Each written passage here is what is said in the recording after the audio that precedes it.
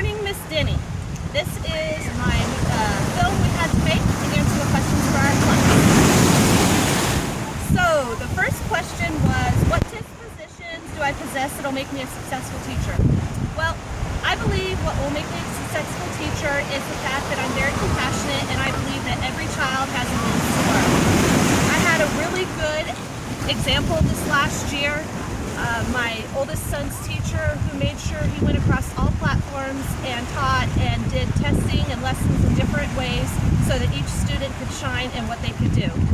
Another reason why I think I'll be a successful teacher is because we have 3 teenage sons, and 2 of them are on the autism spectrum, and so I have a lot of compassion and understanding, not only from the point of view of a parent, but from the child's point of view, from listening to what my kids have gone through.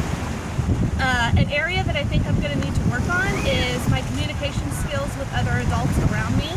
I do really well with children. I've coached high school soccer, and I have substituted in a classroom. I've volunteered in school. I've worked a lot with my oldest son's basketball team. I've coached other sports teams, and I did really well with the kids. My problem will come with interacting sometimes with the other adults that I work with, and I know with my administration's help and the help of the classes that I'll be taking at GCU that I'll be able to accomplish that. A professional educator can be anybody. It depends also on what area of the U.S. that you're teaching in. I live in Southern California right now. We're down on the beach. I have tattoos. But you see teachers here with tattoos, colored hair, dressed different ways. But if you go to other areas of the United States, I would have to wear like a sweater over my tattoos and make sure they were covered up.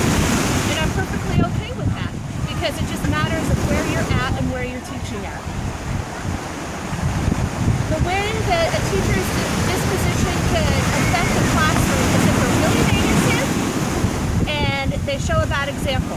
I believe as long as you're showing a good example to students, modeling good behavior, not only in the classroom, but when you're outside of the classroom, on any kind of social media, if you're videotaped for anything, that you're going to be a good example. Otherwise, you might be the only example some kids have. Some kids come from homes that do not have good examples, and a teacher might be the only person in their life that models good behavior and good morals. So that is my video. Thank you for listening to